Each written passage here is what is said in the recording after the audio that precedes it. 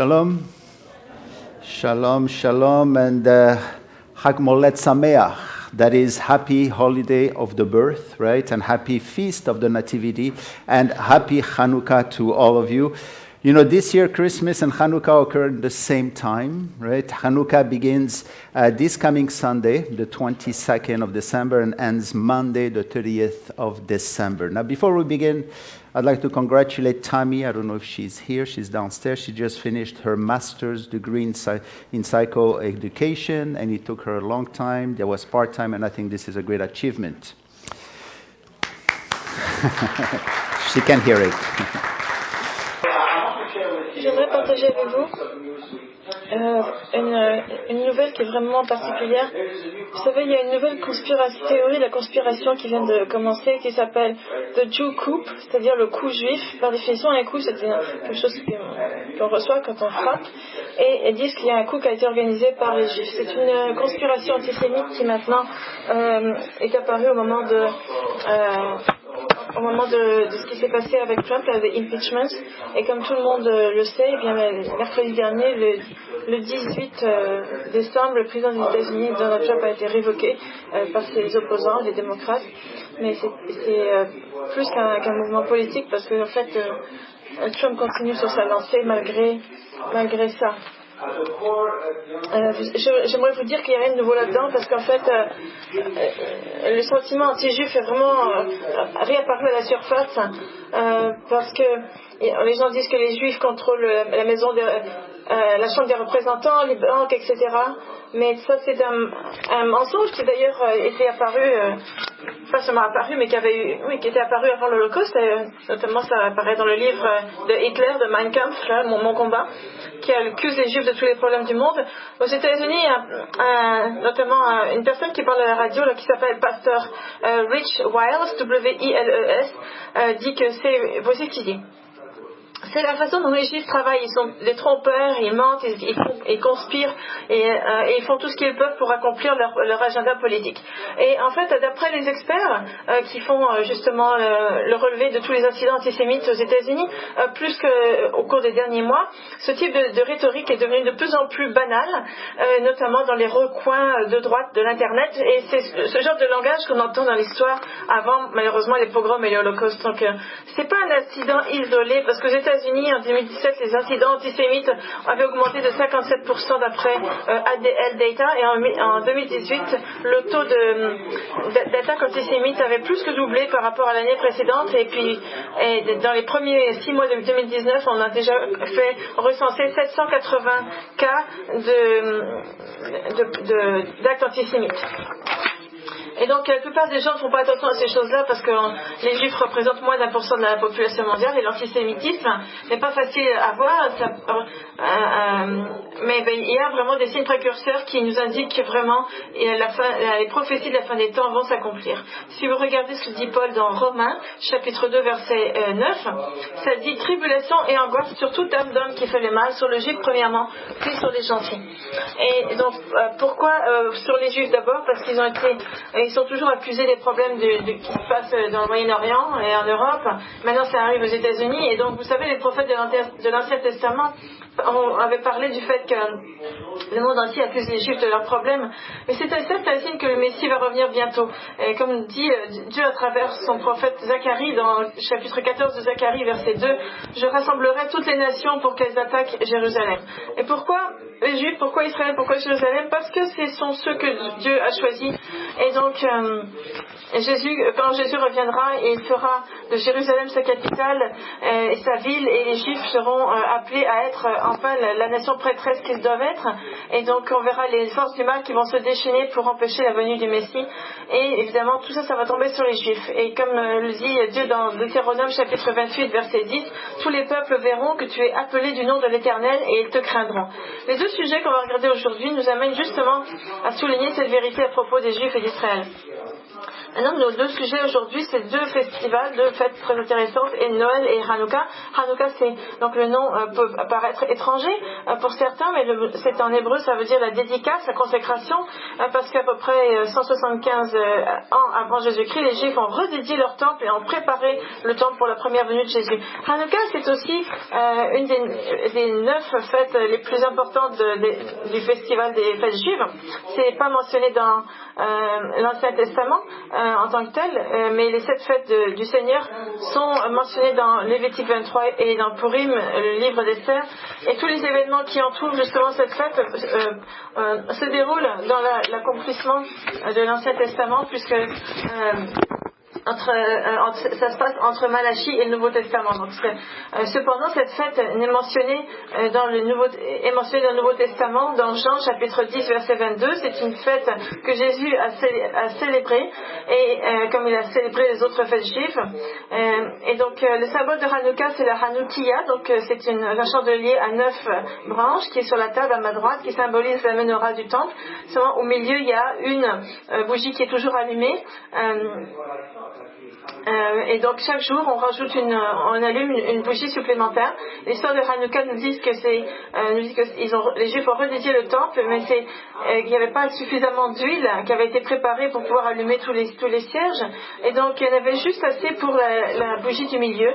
Mais il y a eu un miracle qui a fait que chaque jour ils ont trouvé assez d'huile pour rajouter une bougie à la Hanoukia. Cependant, même si cette histoire est très belle, c'est une légende qui a évidemment été rajoutée plus tard dans l'histoire. Mais aujourd'hui, ce qu'on va faire, c'est qu'on va regarder le rôle de cette fête dans l'histoire, et qu'est-ce que Yeshua nous enseigne à propos de cette fête. Et donc, cette année, ça tombe en même temps que Noël, et puis c'est une bonne chose parce que du coup, on peut parler des deux événements en même temps. Et donc, la raison pour laquelle Hanouka varie, c'est parce que c'est basé sur le calendrier lunaire, le calendrier hébreu lunaire, et non pas sur le calendrier solaire du calendrier grégorien. Et donc, qu'est-ce qu'ils font donc les Juifs au moment de Noël ? Et ils vont rejoindre une autre minorité pour sortir de l'isolement. Ils vont au restaurant chinois habituellement. C'est ça qui se passe. En tout cas en Amérique du Nord. C'est devenu une tradition que les Juifs mangent la nourriture chinoise le jour de Noël.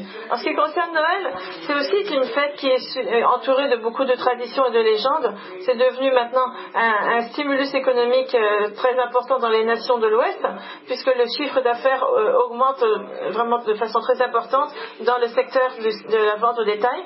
Par exemple, en quelques jours, le secteur de la vente au détail va faire à peu près 25% de son chiffre d'affaires annuel. Et c'est évidemment, qu'est-ce qui se vend le mieux? La nourriture. C'est ce qui se vend le mieux d'après Statistique Canada, et c'est pas étonnant. C'est pas étonnant que le secteur de la vente des appareils pour retrouver la ligne fonctionne bien après Noël. Mais Noël, c'est aussi l'anniversaire. Même si dans toute cette espèce d'agitation commerciale, souvent la personne dont c'est l'anniversaire est oubliée, c'est-à-dire Jésus, alors que la Bible ne dit pas exactement à quel moment de l'année Jésus était né. Décembre, c'est peut-être le moment le plus approprié, puisque ça nous permet d'avoir l'opportunité de parler au monde de qui c'est l'anniversaire et pourquoi est-ce que Jésus est venu sur la terre. Quelle est donc la signification de Noël? Quand Jésus est venu sur terre, le nom qui lui a été donné était un nom qui contenait toute l'histoire de la nativité, et qui aussi donnait le but de sa venue. Son nom c'est Jésus, et donc quand l'ange Gabriel a annoncé la naissance à Myriam, il a dit: et tu enfanteras un fils et tu lui donneras le nom de Jésus, parce que c'est lui qui sauvera son peuple de ses péchés. Jésus, c'est le mot grec pour Yeshua en hébreu, ce qui veut dire salut. Donc ce qu'il voulait dire, Gabriel, c'est qu'il disait: tu vas l'appeler salut, parce qu'il va sauver son peuple de leurs péchés. Ça, c'est l'histoire de Noël. Et la cause réelle de Noël, c'est le péché. Et c'est pour ça que Jésus est venu, c'est le remède, c'est le salut face au péché. Et c'est ça la signification oubliée de Noël. Et le monde, en fait, doit se rappeler le grand impact que la première venue de Yeshua a eu. Et notre calendrier a été changé à sa venue, imaginez. Et même au-delà de ça, personne n'a influencé les vies des gens sur cette terre autant que lui. jusqu'à présent. Et donc l'influence de ceux qui ont justement suivi avec fidélité Jésus a inspiré tellement de changements positifs dans les endroits où ils vivaient.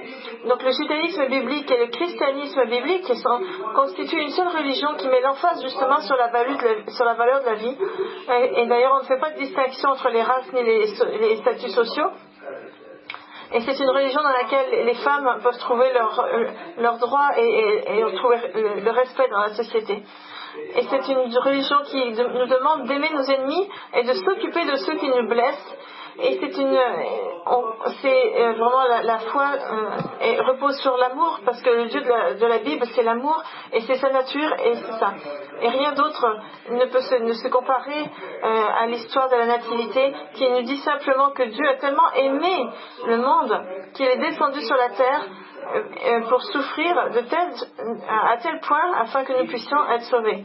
Il n'y a rien qui peut être à la hauteur de la grandeur de cette action. Maintenant, en ce qui concerne Hanouka, l'histoire nous amène bien au-delà du miracle de l'huile. C'est une fête dans laquelle nous voyons aussi Dieu en action. Dieu qui cherche à préserver et à protéger son peuple. Dieu qui va retenir le flux de l'histoire, retenir le mal pour permettre au Messie de venir à la fois à Noël et à Hanouka. C'est seulement grâce à Dieu que Noël et Hanouka a pu être possible. Dans les deux cas, on voit que Israël, au moment de Hanouka, s'était battu pour pouvoir préserver Jérusalem, pour que les conditions de l'arrivée du Messie puissent être réalisées. Sans Hanouka, il n'y aurait pas eu de Noël. Et donc, dans le cas de cette fête, Israël était dans une situation très difficile. Et donc, elle a beaucoup souffert comme elle va beaucoup souffrir aussi avant la deuxième venue du Messie, comme nous voyons aujourd'hui. De nombreuses personnes regardent cette nation et cette nation est souvent méprisée et vraiment gênante. Et il y a beaucoup de gens qui ne réalisent pas qu'elle a déjà beaucoup souffert, cette nation d'Israël, pour le bénéfice des gentils, pour Jésus lui-même. Parce que Jésus a rappelé à la femme samaritaine, il a dit que le salut provient des Juifs. Et ça a coûté un prix très fort, très important à Israël. Et donc les événements qui entourent la fête de Hanouka trouvent leur déroulement entre l'Ancien Testament et le Nouveau Testament, comme je vous l'ai dit, dans cette période de l'histoire entre les deux testaments. Et donc c'était une phase très critique de l'histoire d'Égypte, parce que c'était un moment où Israël était avec comme tâche de préparer Jérusalem et le temple pour la première venue du Messie. Yeshua était sur le point d'arriver sur la terre et d'accomplir les 100 et plus prophéties concernant sa première venue, et qui incluait donc sa mort et sa résurrection qui mène à notre salut éternel. Et donc l'adversaire a fait tout ce qu'il pouvait depuis ce moment-là pour empêcher troubler ces préparatifs et empêcher la première venue du Messie. Et donc Israël se trouvait encore une fois être l'objet de la colère de l'adversaire. Maintenant, si on regarde un peu le caractère principal de l'histoire de Hanouka, on va voir combien Dieu a travaillé à travers des miracles vraiment impressionnants. L'histoire nous amène à la fin de l'Empire grec. C'était donc la période d'Alexandre le Grand, qui avait divisé son royaume en 4 parties, et 2 de ces parties qui étaient particulièrement troublées, c'était l'Égypte et la Syrie, et entre ces deux-là se trouvait coincé Israël. Donc c'était pas une coïncidence. Et donc, ce qui se passe, c'est qu'on rencontre ce personnage, ce dirigeant grec, Antioche Épiphanie, qui est notre héros du jour, on pourrait dire, mais qui a un mauvais rôle, et qui en fait partage un certain nombre de prophéties avec l'Antéchrist. Et donc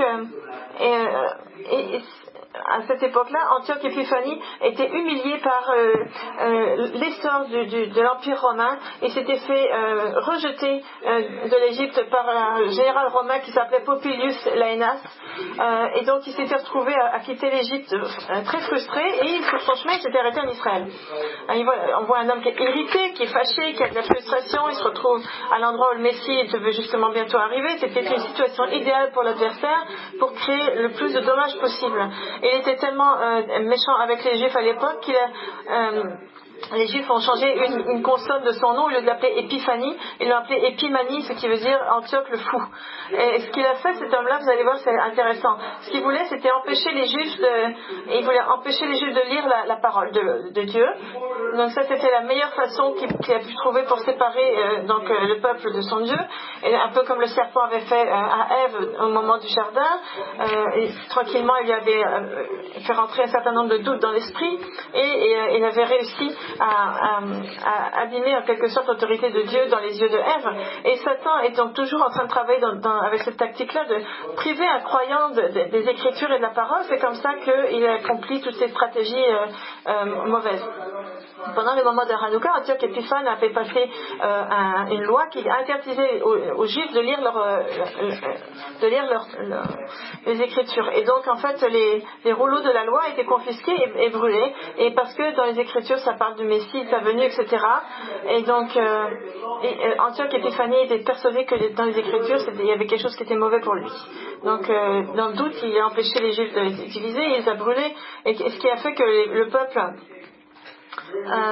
ce qui a fait que le peuple a commencé à oublier son Dieu, c'est que c'est ce qu'on voit dans le livre des Apocryphes. Dans le premier Maccabée, les Apocryphes n'étaient pas des livres inspirés, mais ils contiennent un certain nombre de renseignements historiques intéressants. Ce petit livre contient à peu près 50 chapitres, et dans ce chapitre, on voit qu'Antioche a envoyé une lettre qui disait que les Juifs devaient abandonner tout ce qui appartenait à Dieu. Donc celle-ci, et pour qu'ils puissent oublier leurs lois et changer leurs commandements, et pour que s'ils ne le font pas, et s'ils n'écoutent pas les commandements de Dieu, eh bien ils mourront. Donc pour qu'ils puissent oublier la loi et qu'ils renversent toutes les ordonnances de Dieu. Si quelqu'un n'obéissait pas selon la parole du roi Antioche, il devait mourir. Et alors ça disait, brûlez vos Bibles ou bien vous mourrez. Et ici on voit la dimension spirituelle de cette guerre. On voit que l'adversaire connaissait la puissance de la parole et voulait tout faire pour justement empêcher que les croyants, que les Juifs puissent avoir accès aux Écritures. Antioche a arrêté aussi les sacrifices. Il a empêché que les sacrifices se déroulent au temple. Il a même été jusqu'à mettre un cochon sur l'autel du temple, où il a fait une espèce de cérémonie complètement épouvantable. Et donc il est allé jusque dans le Saint des Saints, dans le temple. Et là, il a mis une statue grecque. Imaginez un peu comment ça a pu se passer. Et donc, comment est-ce que Jésus aurait pu rentrer dans un temple comme ça qui a été violé. Et donc, l'action drastique de cet homme ne peut être comprise que quand on réalise à quel point c'était important que le Messie vienne mourir et ressusciter. Et donc les Juifs n'auraient pas pu lire toutes ces prophéties qui parlent de la première venue du Messie, et le Messie n'aurait pas pu naître à Bethléem, il n'aurait pas pu être rejeté, il n'aurait pas pu mourir avec ses pieds et ses mains transpercés. Donc ici, on se rappelle le verset 9 du chapitre 2 de Haggai plutôt, qui dit la gloire de cette dernière maison sera plus grande que celle de la première, dit l'Éternel des armées.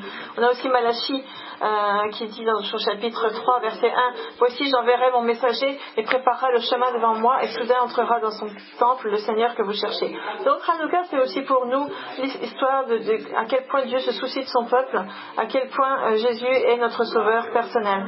C'est une histoire qui nous dit que le Seigneur sera toujours là pour nous protéger dans toutes les situations difficiles. Et donc c'est un récit qui nous montre que les décrets que Dieu a faits et les promesses qu'il nous a données ne sont pas brisables, peu importe les circonstances. Et donc il y a une chose sur laquelle j'aimerais attirer votre attention. Vous voyez la Hanoukia est sur la table et il y a la bougie du milieu qui est la bougie perpétuelle au temple, qui symbolise la bougie perpétuelle au temple et est toujours allumée alors que les autres ne brûlent que durant la nuit. Les rabbins de l'époque avaient interprété les choses de telle façon que cette lumière perpétuelle était le symbole de la présence de Dieu dans le temple et à l'intérieur d'Israël. Et vous savez quel est le nom de cette bougie du milieu qui justement sert à alimenter toutes les autres bougies de la Hanoukia? Elle s'appelle la bougie serviteur. Et donc ça nous rappelle la présence du Dieu Tout-Puissant. Pourquoi serviteur? Mais vous savez, avant la venue du Messie, peut-être que certains avaient compris la fameuse prophétie dans Ésaïe 53 où ça dit que le Messie va venir comme un serviteur du Seigneur pour enlever nos péchés. Et Yeshua nous dit, je suis la lumière du monde, et c'est cette bougie qui donne la lumière aux autres chaque jour. Et donc c'est pour ça qu'on s'adresse à lui. Et donc c'est donc la vie du croyant qui est nourrie par la lumière du Seigneur chaque jour. Et donc Yeshua a un message pour nous aussi durant cette fête de Hanouka qui est d'ailleurs mentionné dans les évangiles. Si vous prenez l'évangile de Jean chapitre 10 verset 22, on dit on célébrait à Jérusalem la fête de la dédicace, c'était l'hiver. Donc dans cet évangile de Jean, il y a une chronologie qui nous est donnée des fêtes d'Israël. Il y a les événements qui se passent au chapitre 7 à 10, qui est durant la fête des tabernacles de Sukkot, qui nous parle donc du millénium, lorsque Jésus sera le roi des rois. Ensuite, on a la mention de Hanouka au chapitre 10, qui parle de la protection que Dieu a vis-à-vis de son peuple, d'Israël et de l'Église. Et ensuite, on a la Pâque, qui est mentionnée au chapitre 12, avec l'entrée triomphale, 3 jours avant la crucifixion et 3 jours avant, ensuite, on a les 3 jours avant sa résurrection. Et donc, on a Sukkot, Hanouka, la Pâque juive. Et ça, ce sont les 3 fêtes dont le Messie a fait l'expérience sur la terre avant qu'il soit crucifié et qu'il ressuscite. Et dans ce chapitre 10 qui nous parle de la fête de la dédicace, la fête de Hanouka, on voit vraiment l'amour de Dieu qui apparaît, parce que Jésus devait donc partir. Il voulait que ses disciples sachent et qu'ils sachent qu'il est omniprésent. Et donc c'est pendant ce moment-là que les Juifs se sont rappelés de toutes leurs difficultés à travers leur histoire, et que Jésus a pris l'opportunité de mettre l'accent sur cet amour et la protection qu'il a pour son peuple, et parle avec assurance et protection. Il dit par exemple dans le chapitre 10 au verset 7, il dit en vérité, je vous le dis, je suis la porte des brebis. Je suis la porte. Si quelqu'un entre par moi, il sera sauvé. Il entrera et il sortira et il trouvera des pâturages. Je suis le bon berger. Le bon berger donne sa vie pour ses brebis. Je suis le bon berger, je connais mes brebis et elles me connaissent. Comme le Père me connaît, comme je connais le Père, et je donne ma vie pour mes brebis. Mes brebis entendent ma vie, ma voix, et je les connais et elles me suivent. Je leur donne la vie éternelle, elles ne périront jamais, et personne ne les ravira de ma main. Moi et le Père, nous sommes un. Nous sommes un. Donc là, je viens de lire les versets 7, 9, 11, 14, 15, 27, 28 et 30 du chapitre 10. Et ces versets nous donnent vraiment un sentiment de protection du croyant. Le croyant peut être protégé par le Dieu de la Bible, comme une mère protège et son enfant. Et bien Dieu protège aussi son peuple. Et si vous n'êtes pas croyant, et si vous recherchez la présence de Dieu et que vous ne savez pas dans quelle direction vous tournez, eh bien sachez qu'il y a vraiment que ce que votre cœur recherche et se trouve dans ce passage ici. Et donc il y a quelqu'un qui va vraiment prendre soin de vous et qui va poser sa main sur vous afin que vous puissiez avoir cette paix surnaturelle dans votre cœur et avoir la vie éternelle avec votre Créateur. Et donc ces mots ont été prononcés par notre Messie et sont une grande source de réconfort. Regardez ce qu'il dit au verset 10. Il dit « Moi et le Père, nous sommes un ». Il n'a pas dit ça seulement pour montrer l'unité de Dieu ou de sa divinité. Ça se trouve dans d'autres passages. Mais il dit ça parce qu'il veut montrer que lui et le Père sont un dans cette action de protéger chaque croyant. Et ces mots très connus nous montrent que l'unité de Dieu, le Echad, fait partie de la protection qu'il nous donne. Et combien de mains ici sont mentionnées dans ce passage? Je ne sais pas si vous avez remarqué, au verset 28, on a les mains de Jésus. Il dit « Personne ne pourra vous arracher de mes mains, personne ne les ravira de ma main ». Au verset 29, on a les mains du Père. Ça dit « Et personne ne peut les ravir de la main de mon Père ». Et ici, on a donc la divinité de la personne divine.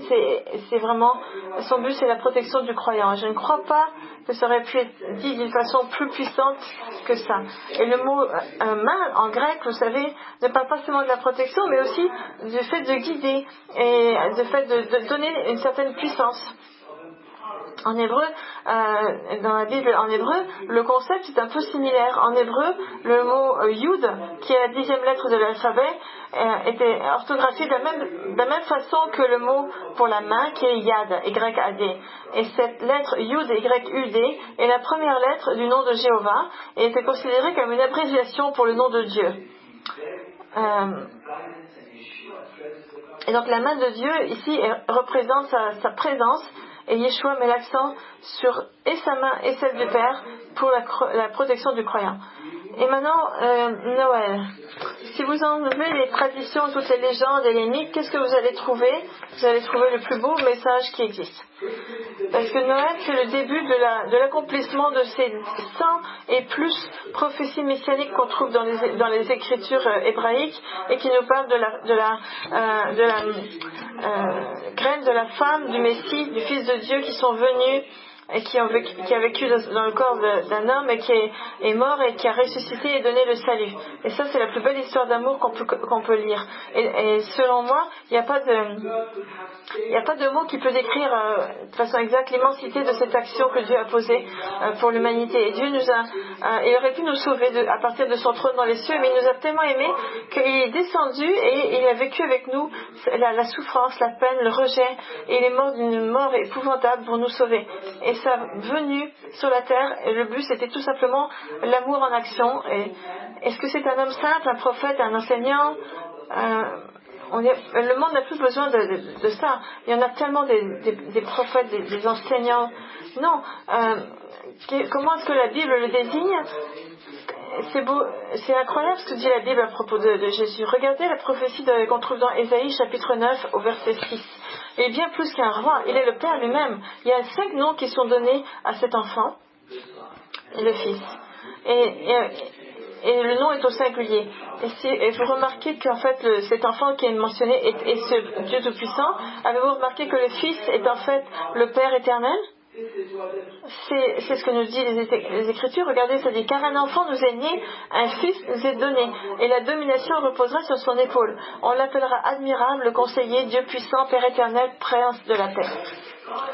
Mais quand Salomon il a construit le temple, et il savait qu'aucun bâtiment pourrait englober l'immensité de Dieu, et c'est pour ça qu'il dit, là j'ai pas la traduction, mais ça dit regardez les cieux, et les cieux des cieux ne peuvent pas te contenir. Comment un temple pourrait te contenir, le temple que j'ai construit? 1er Roi chapitre 8 verset 27. Et cependant Dieu Tout-Puissant est descendu, et il n'avait pas une très bonne réputation. Il avait l'aspect d'un serviteur. C'est l'histoire de Noël en quelques mots. On trouve ça dans Philippiens chapitre 2 verset 7. Et à travers l'incarnation, donc la kénosis en grec, K-E-N-O-S-I-S, cette grande action que Dieu a posée en venant sur la terre, et bien Dieu non seulement il nous a sauvés, mais aussi il vit avec nous et en nous. Il n'est pas parti après l'incarnation. Et il y a une prophétie qui parle de sa présence continue, et c'est la prophétie de Ésaïe chapitre 7 verset 14 qui dit: regardez, la Vierge concevra et enfantera un fils, et il sera appelé Emmanuel. Le mot Emmanuel provient de 2 mots. Il y a Ram qui veut dire le peuple et El qui veut dire Dieu. Donc ça veut dire Dieu avec son peuple. Et c'est ça qu'il a, pour ceux qui ont accepté Jésus comme leur sauveur personnel, Yeshua a confirmé par son grand nom ces mots qu'il a prononcés à ses disciples dans Matthieu 28, lorsqu'il dit mais qu'il s'est dépouillé lui-même en prenant une forme de serviteur, en devenant semblable aux hommes. Et à travers l'incarnation, à travers la kénosis, cette grande action de Dieu, eh bien, mais vous savez, il n'y a pas de paix sur la terre, mais l'expérience de l'Emmanuel va vous apporter la paix dans votre cœur, parce que regardez ce que Jésus nous dit dans Jean chapitre 14 verset 27. Il dit à ses disciples, il dit: je vous laisse la paix, je vous donne ma paix, je ne vous donne pas comme le monde donne, que votre cœur ne se trouble point, ne s'alarme point. Pourquoi on abandonnerait un tel cadeau, un cadeau de paix? Dans la congrégation, on entend souvent les gens qui se souhaitent la paix en se disant shalom, ce qui veut dire la paix, le bien-être, l'entièreté. Mais c'est bien plus qu'une façon de se saluer, c'est une bénédiction qu'on prononce sur les autres, parce que ça nous rappelle que le vrai Shabbat, le vrai repos du Shabbat, nous l'avons dans Yeshua, dans Jésus. Et la paix a le nom c'est aussi le nom de Dieu. Dans le livre des Juges, on appelle Dieu Jéhovah Shalom, donc le Seigneur de la paix. Et c'est comme ça que Gédéon appelle l'ange du Seigneur lorsqu'il l'adore, parce qu'il sait qu'il n'était pas une créature, mais qu'il était le Créateur lui-même. Mais avec Hanouka, on a aussi la naissance du Messie, et Dieu n'a pas été bien accueilli dans ce monde. Regardez ce que Luc, dans son évangile, nous montre. Il nous parle de l'histoire de Joseph et de Myriam, qui étaient descendants tous les deux de David, et ils étaient extrêmement pauvres, comme d'ailleurs nous l'avait annoncé la prophétie d'Ésaïe 11. À l'époque, il y avait un recensement qui avait été fait, et chacun devait aller dans les villages où ils étaient nés. Donc ils devaient aller à Bethléem, Joseph et Myriam, et quand ils sont arrivés dans cette ville, ils ont été vraiment déçus. Et ce passage nous montre tellement la façon selon laquelle le monde considère le Fils de Dieu. Voulez-vous voir un des versets les plus tristes des Écritures? Eh bien, c'est dans Luc, chapitre 2, verset 7. Ça dit qu'il n'y avait pas de place pour eux dans l'hôtellerie. Alors que la naissance du Messie allait approcher, et au lieu d'avoir des gens qui se réjouissent, c'était vraiment le mépris, l'indifférence. Ils se sont retrouvés dans une étable avec des animaux. La mère a enveloppé le bébé dans des linges qui servaient en fait à envelopper les morts. C'est avec ça qu'elle l'a enveloppé. Imaginez, celui qui allait être justement le dirigeant d'Israël, comme dit Michée, chapitre 5, verset 2, il n'y avait pas de place pour lui sur la terre. Jésus n'est pas né dans un royaume, dans un château, il est né dans une mangeoire. Et vraiment, ils se sont trouvés devant des portes fermées. Et pourquoi est-ce que... Et pourtant, l'ange Gabriel leur avait dit qu'ils allaient avoir comme bébé le sauveur du monde. Comment ça se fait que personne ne l'accueillait? Et même après qu'il ait fait la démonstration qu'il était bien le Messie d'Israël à travers énormément de miracles que seul le Messie pouvait faire, et bien dans Matthieu chapitre 8 verset 20, ça dit, il dit lui-même, les renards ont des tanières et les oiseaux du ciel ont des nids, mais le Fils de l'homme n'a pas où reposer sa tête. Et même aujourd'hui, il n'y a pas de place pour Yeshua dans le monde dans lequel nous vivons. Plus on s'approche vers la fin des temps et moins il y a de place pour lui. Et pourtant, c'est sa création. Donc il est allé vers les bergers. Pourquoi est-ce que Dieu n'aurait pas envoyé les messagers, donc les anges, vers les dirigeants religieux? Pourquoi est-ce qu'il ne les a pas envoyés voir les autorités civiles? Non, personne n'était prêt pour que le Messie juif arrive. Ils étaient beaucoup trop détachés des Écritures. Quand Jésus est venu, c'était une religion complètement nouvelle. Et pourtant Dieu, il s'est adressé aux bergers, un groupe de personnes qui avaient l'air tellement insignifiants. Même dans le Talmud de Jérusalem, les bergers font partie de la liste des voleurs. Et dans le livre de Sanhedrin, dans le Talmud, on nous dit qu'ils n'étaient même pas acceptés comme témoins dans la cour du jugement. Et imaginez que c'est à eux que Dieu s'est adressé et qu'il a parlé de sa révélation. Parce que le Messie allait justement être méprisé. La vérité, c'est que le Fils de Dieu ne venait pas comme en tant que représentant religieux avec tous les honneurs qui lui auraient été dus. Non, il est venu lui-même comme un berger, rassembler son troupeau. Et vous savez où se trouvaient les bergers au moment de l'annonce? Luc nous dit qu'ils étaient dans la même région, pas très loin de Bethléem. Il y a même un passage dans la Mishnah, qui est donc la loi juive orale, qui nous dit que les troupeaux qui paissaient en dehors de Bethléem, ils étaient dans un endroit qui s'appelle Migdal Eder, qui était un endroit destiné pour les sacrifices du temple. Donc ces bergers étaient donc appelés à aller donc rechercher le dernier et ultime sacrifice. Et c'est dans ce même endroit, à Migdal Eder, d'ailleurs, où Rachel était morte après avoir donné naissance à Benjamin, juste avant qu'elle l'ait appelé Benoni, le fils de mon chagrin. Et ensuite Jacob a renommé son fils en disant le fils de ma main droite, Benjamin. Donc le fils de mon chagrin nous rappelle les souffrances du serviteur Jésus dans Ésaïe 53, comment il est décrit la vie du Messie au moment de sa première venue. Il a vraiment accompli son rôle de prophète. Et donc les bergers et cet endroit qui s'appelle Migdal Eder portent une grande signification. Et regardez comment le Messie leur a été présenté dans Luc chapitre 2 verset 11. C'est qu'aujourd'hui dans la ville de David, il vous est né un sauveur. Mais ça aurait dû avoir tellement de signification, de sens pour ces gens-là, parce que qui était le sauveur dans les écritures hébraïques? C'était Dieu. Donc c'était un titre qui est habituellement donné à Dieu, à Yahvé, et dans l'Ancien Testament, il est le seul qui peut porter ce titre de sauveur, parce qu'il est le seul qui peut sauver. Et quand vous arrivez dans le Nouveau Testament, mais Yeshua, qui est le sauveur, il lui a attribué le nom de Seigneur, qui est un synonyme dans l'Ancien Testament, donc de description de Yahvé. Donc, comme on lit dans Ésaïe chapitre 43 verset 11, ça dit, c'est moi qui suis l'Éternel, et hors de moi, il n'y a point de sauveur. Et dans le Nouveau Testament, Jésus dit qu'il est le sauveur. Mais qui est donc Jésus? Et personne d'autre si ce n'est Jéhovah lui-même. Il n'y a pas de 36 solutions. Et donc, et quel était donc le signe qui était donné au berger? Regardez ce que ça dit dans Luc chapitre 2 verset 12. Ça dit, et voici à quel signe vous le reconnaîtrez, vous trouverez un enfant emmailloté et couché dans une crèche. C'est ça le signe. Et ça, c'est tout le verset qui nous est donné. Quel est le signe ici? Je vais vous dire que il y a beaucoup de choses dans ce verset. D'abord, réalisons qu'il y a un grand contraste entre la venue du roi des rois et l'endroit où il devait être né. Dans le verset précédent, il est appelé le descendant de David, le sauveur, qui est le Messie, le Seigneur. Il est le roi d'Israël, le sauveur de l'humanité, le Messie.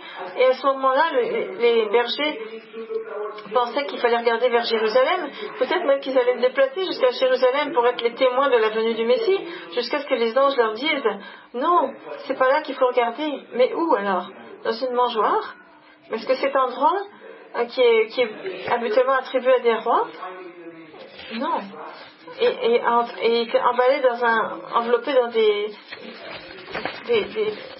espèces de bandelettes qui servaient à envelopper les morts. Et alors que les descendants de David, le sauveur qui est le Messie, avec toutes ses armées, comme Daniel le décrit dans Daniel 7:13, et pourtant c'était là qu'il devait naître. Et les bergers le trouvent justement dans une mangeoire. Et donc, et le signe de l'humilité est encore plus souligné par justement ces bandelettes dans lesquelles il était enveloppé, dans le verset 7. Regardez ce que ça dit au verset 7, dans Luc, ça dit « Et voici un ange du Seigneur leur apparut, et la gloire du Seigneur resplendit autour d'eux. Ils furent saisis de quoi? D'une grande frayeur. Et l'ange leur dit « N'ayez pas peur, parce que regardez, je vous ai apporté une grande joie pour tout le monde. » Comment est-ce qu'on peut avoir peur d'un bébé qui est justement dans une mangeoire? Regardez à quel point ils avaient peur. Au verset 9, quand ils ont vu la gloire du Seigneur, la gloire Shekinah, qui s'est mise à briller, la manifestation physique de Dieu, et les anges leur ont dit tout de suite, n'ayez pas peur. Pourquoi? Parce que c'était déjà quelque chose qui avait été vu. Regardez dans Adam et Ève, ils n'avaient pas peur quand ils étaient dans le jardin. Ils discutaient directement avec Dieu. Ils marchaient avec lui dans le jardin. Et quand ils ont commencé à pécher, là, ils ont commencé à avoir peur, évidemment. La peur est venue seulement lorsqu'il y a du péché. Quand Dieu a dit à Adam, où est-ce que tu es? Et qu'il lui répond, et dans le chapitre 3, verset 10, il dit, j'ai entendu ta voix dans le jardin, j'ai eu peur parce que je suis nu et je me suis caché. C'était nouveau. C'est ce genre de peur qui garde l'âme prisonnière. Mais Yeshua, il va nous libérer de ce genre d'emprise. Et il va nous donner justement une paix extraordinaire. Et ces deux grandes fêtes, que sont Noël et Hanouka, nous amènent toutes deux à considérer à quel point Dieu a aimé l'humanité, au point qu'il est venu avec nous. Et si seulement on pouvait voir ça, c'est un cadeau gratuit qui nous est donné. Dans l'ancienne histoire, on nous disait qu'il y avait un roi qui avait un ami qui lui avait donné un cadeau absolument superbe. Et quand il lui a donné, l'ami a dit, mais c'est bien trop pour moi, je ne peux pas recevoir un cadeau pareil. Et l'empereur lui répond, mais c'est pas trop pour moi. Pour moi, je ne me suis pas privé. Mais c'est pas la même chose avec Dieu, vous savez, parce que ce qu'il nous a donné, Dieu, ça lui a coûté très cher. Ça lui a coûté son Fils unique. Et donc après toute cette rébellion, ce cadeau que nous donne Dieu à travers le Messie, c'est pas trop à donner, mais c'est quand même ça a coûté un grand prix. Quand Dieu donne ce cadeau, eh bien, nous sommes libérés du péché. Pour terminer, j'aimerais vous donner un dernier renseignement par rapport à Hanouka. Qu'est-ce qu'ils font les Juifs le jour de Hanouka? À part de manger des latkes, vous savez, qu'on va distribuer tout à l'heure d'ailleurs, qui sont des espèces de galettes de pommes de terre. Les pommes de terre, comment je pourrais dire, en petits morceaux qui sont cuits dans de l'huile. Oui, pour les régimes, évidemment, c'est pas super. Mais, donc, cette huile dans laquelle sont cuits les latkes nous rappelle l'huile de Hanouka, de la Hanoukia. L'autre chose qu'ils font les Juifs, c'est qu'ils jouent avec une toupie. Une toupie, un dreidel, c'est un genre de toupie avec 4 côtés. Sur chaque côté, il y a une lettre en hébreu. Regardez, donc quand on tourne la toupie, quand ça s'arrête, il faut voir quelle lettre apparaît. Et les enfants, souvent, ils jouent contre de la monnaie en chocolat. Dreidel, c'est un mot yiddish qui vient de l'allemand, ça veut dire drehen, ça veut dire tourner. En hébreu, le dreidel, c'est aussi appelé sevivon, ce qui vient de la racine savov, qui veut dire tourner. Et l'origine du dreidel est assez intéressante, parce que c'est un jeu qui était populaire au moment du règne d'Antioche Épiphanie, justement. Et ce qu'on voit, c'est que pendant cette période, quand Antioche Épiphanie avait empêché les Juifs de lire leurs écritures, ça ne les a pas empêchés de continuer à étudier leur Bible de façon secrète. Donc quand ils se réunissaient pour étudier, ils emmenaient une bougie, pas une bougie, une toupie, et si les soldats apparaissaient, hop, ils cachaient les écritures et ils jouaient à la bougie comme si c'était un jeu de hasard. Mais vous savez, ce jeu a une signification, parce que chacune des lettres qui apparaissent sur les 4 phrases du dreidel ont une signification. Il y a Nun, Gimel, He et Shin qui sont 4 lettres. C'est un peu comme un acronyme pour dire Nes Gadol Haya Sham, ce qui veut dire un grand miracle est arrivé là-bas en Israël. Une fois que l'État d'Israël a été fondé en 1948, les lettres en hébreu des dreidel ont été un petit peu changées et c'est devenu Nun, Gimel, He et Pe, ce qui veut dire Nes Gadol Haya Po, ce qui veut dire un grand miracle est arrivé ici, c'est-à-dire en Israël et non plus là-bas.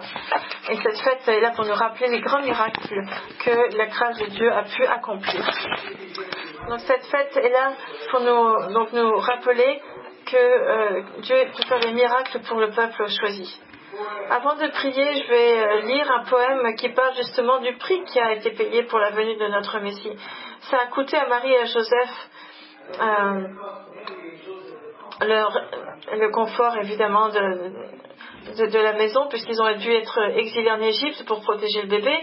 Ça a coûté très cher aux mères autour de Bethléem au moment du massacre de tous leurs bébés qui ont été tués sous l'ordre d'Hérode. Ça a coûté très cher aux apôtres et à la première église, avec la persécution et la mort et tout ce qui est arrivé autour de ça. Ça a coûté très cher aux missionnaires de Dieu, et surtout ça a coûté très cher à Dieu, le Père. Ça a coûté son Fils, il l'a envoyé sur la terre pour sauver les hommes. Ça a coûté à Yeshua une vie de sacrifice et de service, une mort cruelle et inégalée dans l'histoire.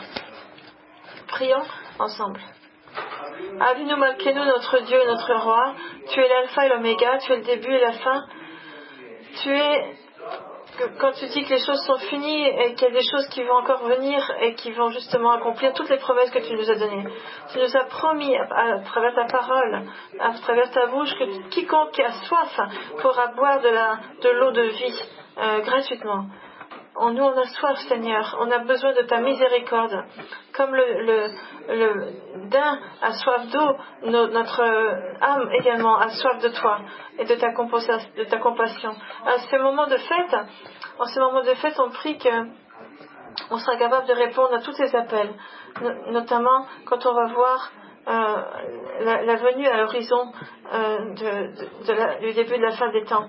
Et donc garder nos âmes dans l'océan de ton amour qui est toujours près de nous, et que nous puissions avoir du zèle pour toi et apporter la parole autour de nous.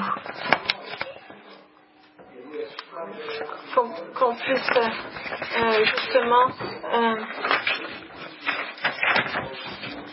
et donc qu'on puisse parler de ta parole au nom de Yeshua, notre Sauveur, Beshem Yeshua HaMashiach, que le Seigneur puisse vous bénir et vous protéger et faire briller sa grâce sur chacun d'entre vous et vous donner la paix. Amen. Que le Seigneur vous bénisse tous.